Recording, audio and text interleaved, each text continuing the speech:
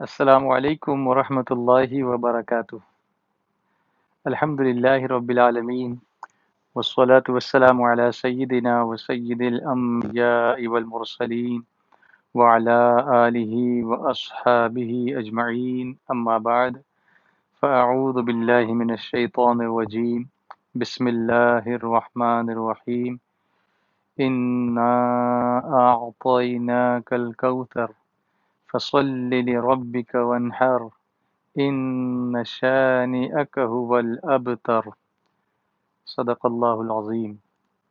سب مل کر پڑھیں الصلاۃ والسلام علیک یا رسول اللہ وعلی آلک واصحابک یا حبیب اللہ۔ شمع رسالت کے پروانوں، میرے پیارے آقا صلی اللہ علیہ وسلم کے پیارے دیوانوں، آج عید کے تعلق سے میں کچھ چیزیں آپ کے سامنے عرض کرنا چاہوں گا۔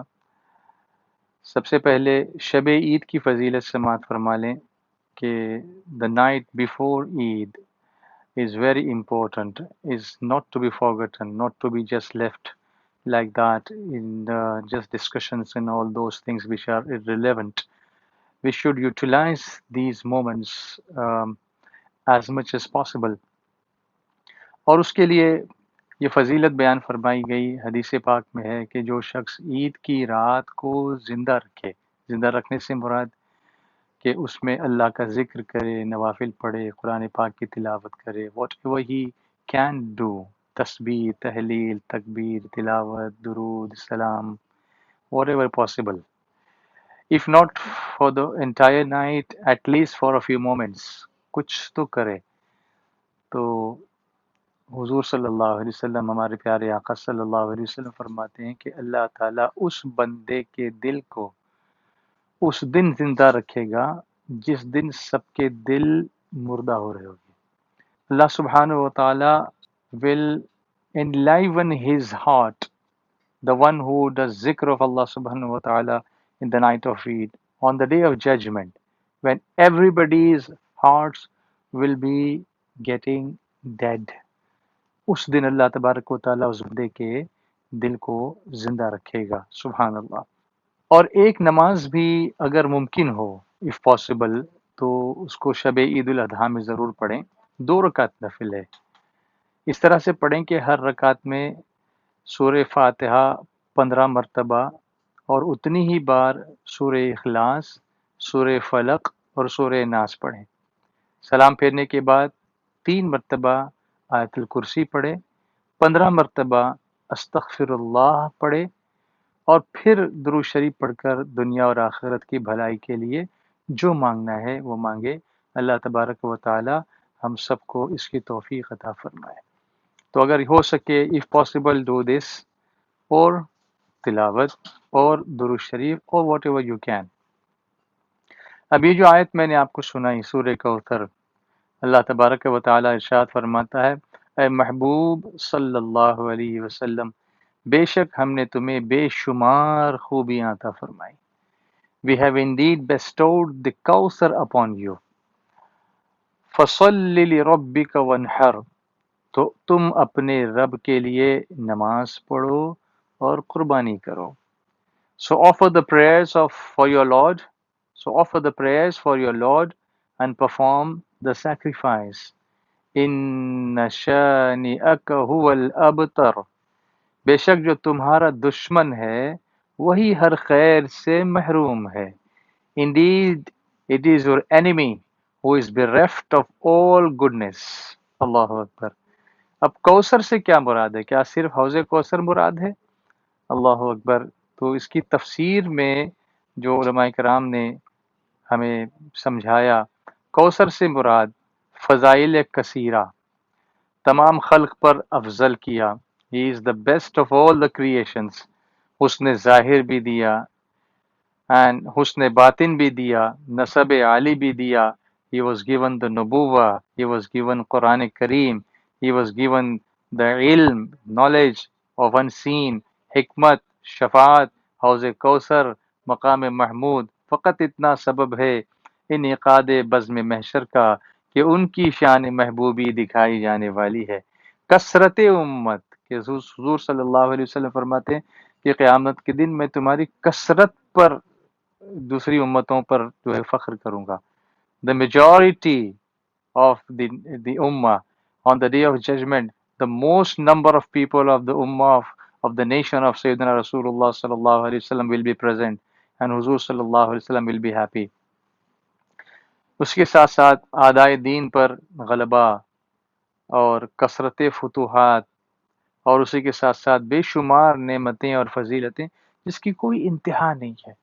تو اللہ تبارک و تعالیٰ نے فرمایا کہ اتنی عزت کوثر آپ کو دیا، اتنا سب کچھ اللہ نے عطا فرمایا، تو اب اس کے شکرانے میں تم کیا کرو؟ اللہ کے لیے نماز پڑھو اور قربانی دو. فصلی لربک وانحر. اور یہ آخری آیت جو ہے سرکار علیہ الصلاۃ والتسلیم کی نعت ہے. سبحان اللہ. آغاز سے اخیر تک قرآن ہے نعت مصطفیٰ، محبوب کے بیان کا کیسا انوکھا ڈھنگ ہے. کچھ پرانی یادیں تازہ کر لیتے ہیں. آغاز سے اخیر تک قرآن ہے نعت مصطفیٰ. آغاز سے اخیر تک قرآن ہے نعت مصطفیٰ. محبوب کے بیان کا، محبوب کے بیان کا کیسا انوکھا ڈھنگ ہے، کیسا انوکھا ڈھنگ ہے.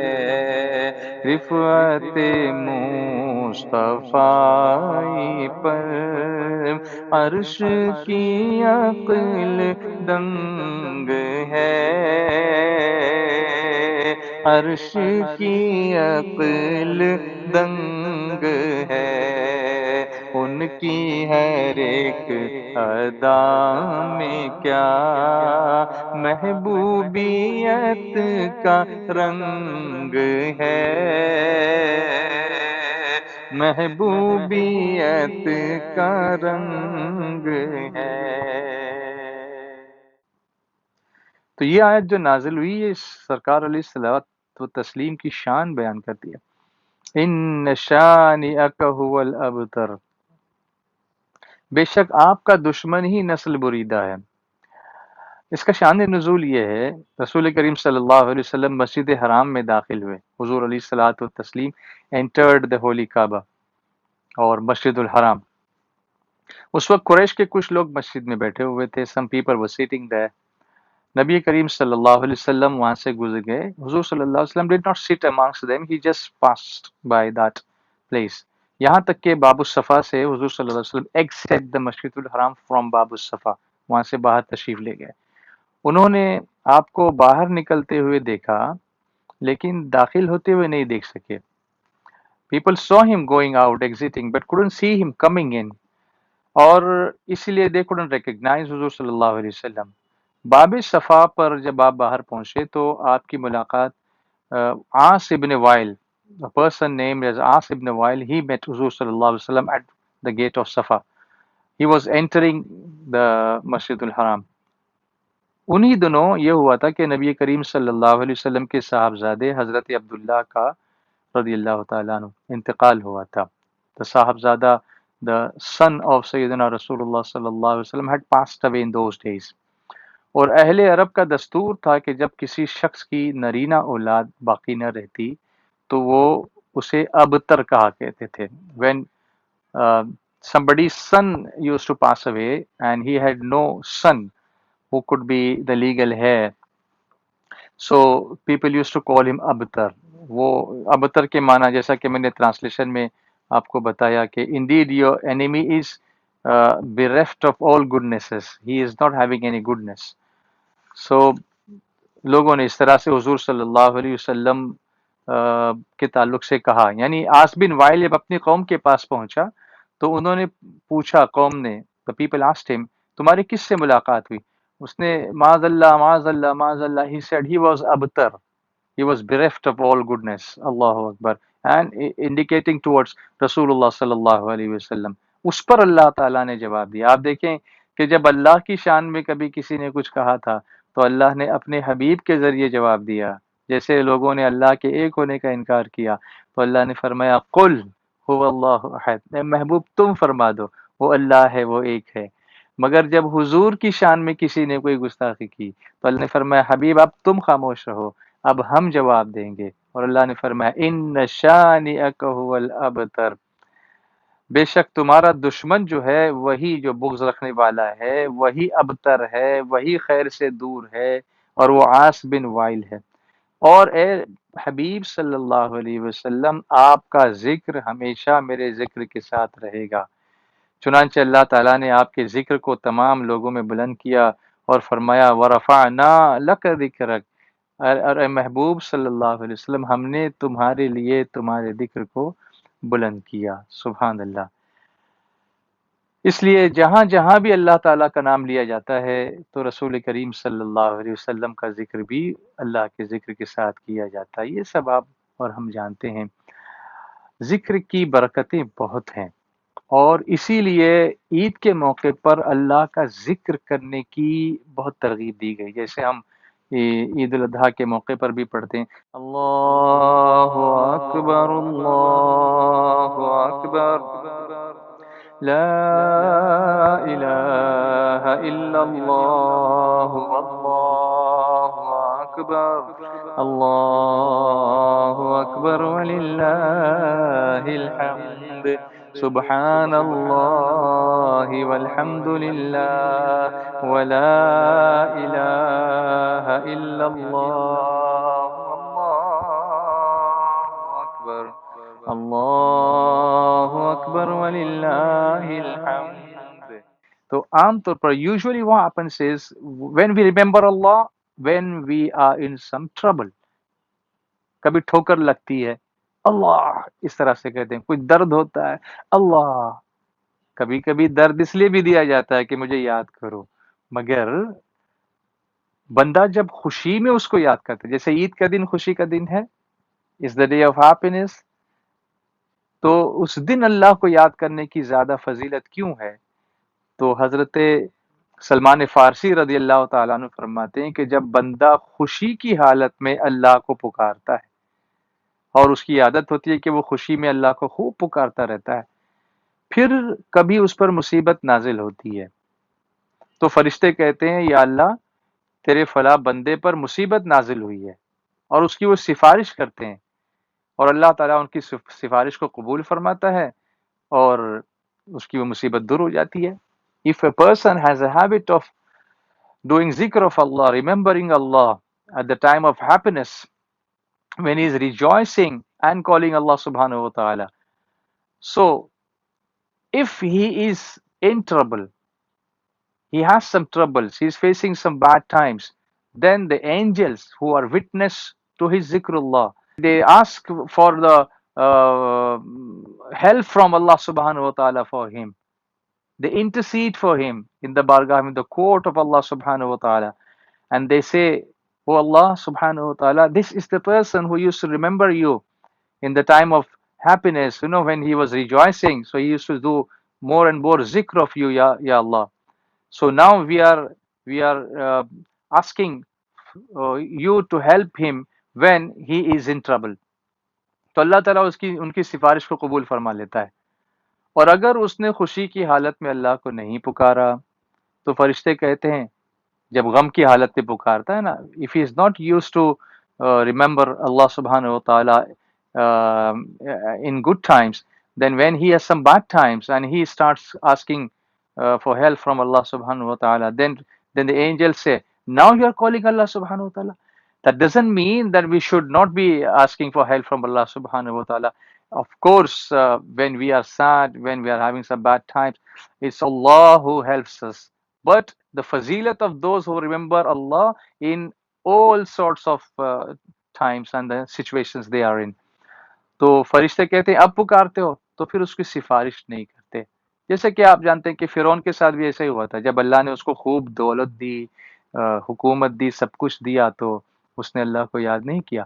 لیکن جب ڈوبنے لگا تو اللہ کو پکارنے لگا، کہتا کہ میں اللہ پر ایمان لایا، اس کی اس وقت کی جو پکار تھی وہ قبول نہیں ہوئی۔ اسی لیے حدیث شریف میں ہے کہ جو کوئی یہ چاہے کہ مصیبت کے وقت اس کی دعائیں قبول ہوں، اس کو چاہیے کہ آرام کے زمانے میں دعائیں زیادہ مانگا کرے۔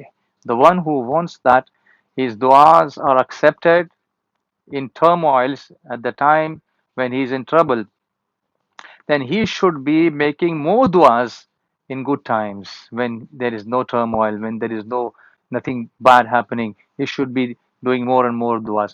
In good times, what happens is we don't bother about making du'as. We just pray namaz and just walk off. No. فَإِذَا فَرَغْتَ فَانْصَبْ وَإِلَىٰ رَبِّكَ فَارْغَب۔ جب نماز سے فارغ ہو جاؤ تو دعا میں خوب محنت کرو۔ And one last thing I would like to tell you why we pray this takbir.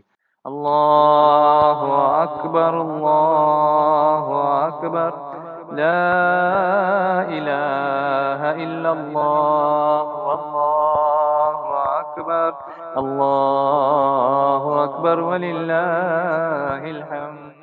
جب حضرت ابراہیم علیہ السلام نے حضرت اسماعیل علیہ السلام کی گردن پہ چھری رکھی تو اللہ تعالیٰ نے جبریل علیہ السلام کو حکم دیا کہ جبریل جلدی جاؤ، جنت سے وہ دمبا لے کر کے آؤ، اسماعیل ذبح نہیں ہونا چاہیے۔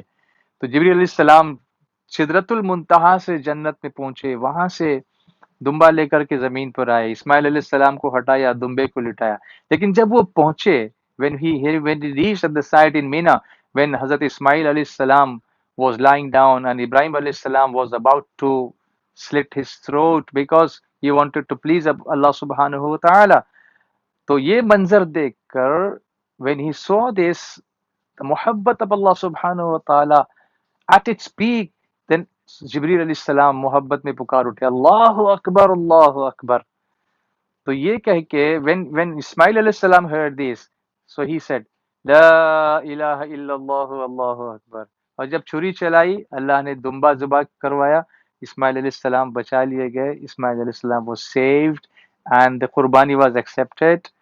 تو ابراہیم علیہ السلام نے دیکھا تو کہا اللہ اکبر وللہ الحمد، اللہ از دا گریٹسٹ، اللہ سب سے بڑا ہے، all praise be to Allah، glory be to Allah، اللہ کے لیے ساری خوبیاں ہیں۔ تو یہ تکبیر اللہ کو اتنی پسند آئی کہ قیامت تک کے لیے مسلمانوں کو تکبیر تشریف واجب کر دی گئی۔ اللہ اکبر اللہ اکبر لا الہ الا اللہ واللہ اکبر اللہ اکبر وللہ الحمد۔ اللہ تعالیٰ عید الاضحیٰ کی خوشیاں مبارک کرے، ایمان کی سلامتی دے، ایمان پر خاتمہ بالخیر دے، ہمیں حج عمرے کی سعادت اور مدینے کی زیارت نصیب فرمائے۔ سب کو بہت بہت مبارک۔ السلام علیکم ورحمۃ اللہ وبرکاتہ۔